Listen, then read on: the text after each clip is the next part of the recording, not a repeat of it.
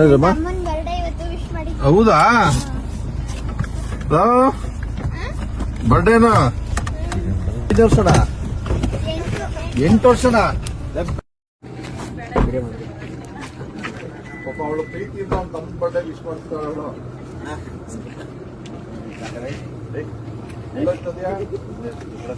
8 ವರ್ಷ ಅಂತೇಳಿ ಎಷ್ಟು ಬೆಳವಣಿಗೆ ಆಗ್ಬೇಕು.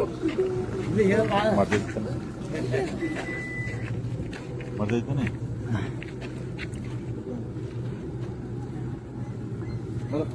ಒಳ್ಳೇದಾಗ್ಲಿ. ಸ್ವೀಟ್ ಇದೆಯಾ ಅವಳ ಒಳ್ಳೇದಾಗ್ಲಿ.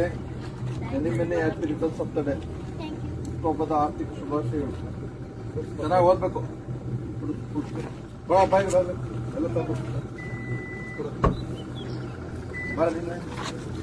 ಆ ಮದುವೆ ಎಲ್ರು ಬನ್ನಿ, ಇಬ್ರು ನೀವಿಬ್ರು.